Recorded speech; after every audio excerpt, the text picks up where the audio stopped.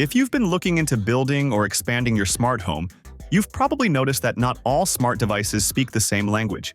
Some run on Wi-Fi, others on Zigbee, and some swear by Z-Wave.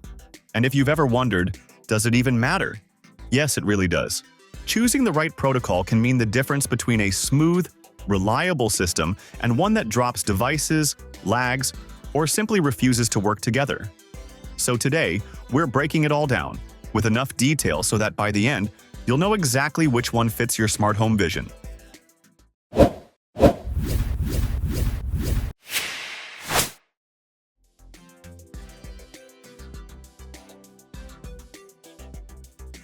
Let's start with Wi-Fi because it's the one most people already know and use. It's in your home right now, connecting your phone, your TV, your laptop, and probably a dozen other things. That familiarity is actually one of Wi-Fi's biggest selling points in smart homes. You don't need any extra hubs or adapters to use it. You can buy a Wi-Fi smart plug, screw in a Wi-Fi light bulb, or set up a Wi-Fi camera and connect it directly to your router. Simple, right? It's also capable of handling high-bandwidth devices like security cameras and video doorbells. Zigbee and Z-Wave can't stream video, but Wi-Fi eats that for breakfast. And because the tech is everywhere, Wi-Fi smart home devices are often cheaper and more widely available than their Zigbee or Z-Wave counterparts. But Wi-Fi has its trade-offs. The biggest? Network congestion. Most standard routers, especially the ones provided by your internet service provider, can only handle around 30 to 150 devices before they start to choke. And you'd be surprised how fast you hit that number. Think about it. Between phones, tablets, smart speakers, TVs, laptops, and consoles, you're already halfway there before you even start adding smart bulbs and plugs. If you've got dozens of Wi-Fi smart devices all trying to talk at once, streaming a movie or making a video call can suddenly feel sluggish. Another downside is cloud dependency. Many Wi-Fi smart home devices rely heavily on the manufacturer's servers. That means if the internet goes out, or if the company changes its cloud service, your smart device might stop working, or at least lose some features. And from a security standpoint, connecting your lights, locks, and sensors directly to the internet isn't exactly ideal. Then there's power usage. Wi-Fi requires more energy than Zigbee or Z-Wave, so battery-powered Wi-Fi devices either have short lifespans or need larger batteries that you'll be swapping more often. So Wi-Fi is easy, cheap, and perfect for certain devices. But if you want a huge, reliable, low-maintenance smart home system, it starts to show cracks.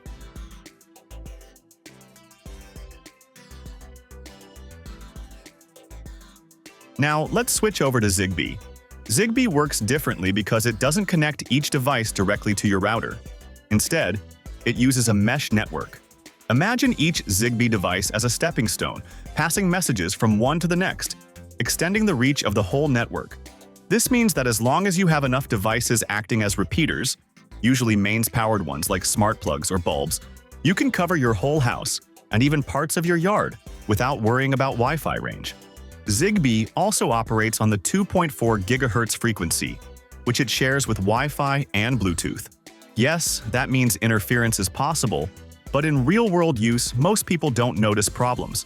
The big advantage here is low power consumption. Zigbee is designed to sip power, so small battery-powered sensors can run for years on a single coin cell. Another strength is local control.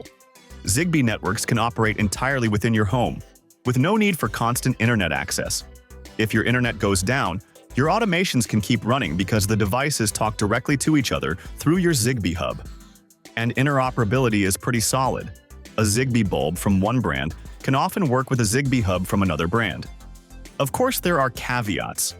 You'll need a hub or coordinator to run Zigbee devices.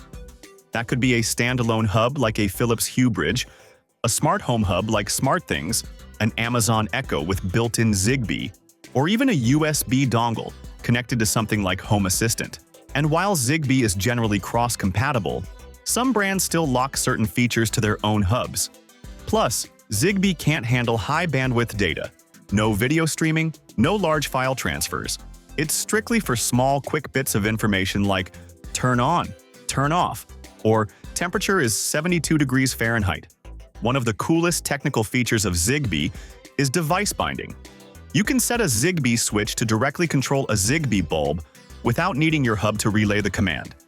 That means if your hub goes offline, the switch still works instantly.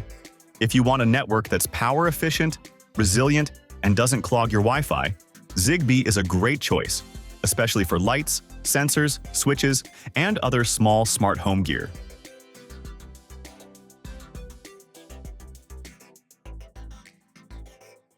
Finally, let's talk about Z-Wave. Z-Wave is similar to Zigbee in that it's also a mesh network with low power requirements, local control, and strong reliability. The key difference is the frequency it uses. Z-Wave runs on sub-gigahertz bands, around 868 MHz in Europe and 912 MHz in North America, which means it avoids interference from Wi-Fi and Bluetooth entirely. This can make Z-Wave more stable in environments crowded with wireless signals. Z-Wave also has a reputation for longer range per device compared to Zigbee. A single Z-Wave repeater can often cover more distance than a Zigbee one. And like Zigbee, Z-Wave has no practical device limit for most home setups, as long as you have enough router nodes. But Z-Wave has its downsides too. It's historically been a proprietary standard, which means manufacturers have to pay licensing fees. This can make Z-Wave devices more expensive and, in some markets, harder to find. In fact, if you live in certain countries, your options might be very limited. And because the frequencies are region-specific, importing a Z-Wave device from another country can be risky. It might not work at all. Security-wise, Z-Wave has had some past vulnerabilities, particularly with older 700 series chips. The newer 800 series devices are much better, but if you're buying second-hand gear, it's worth checking which version you're getting.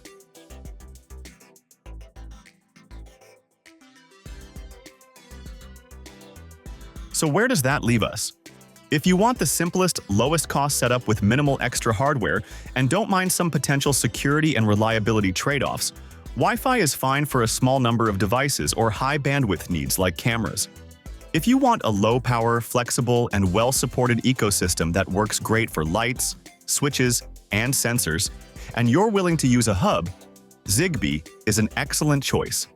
If you live in a region where it's widely available, value long range and low interference, and are okay paying a little more, Z-Wave is a strong contender, especially if you want rock-solid performance in a busy wireless environment.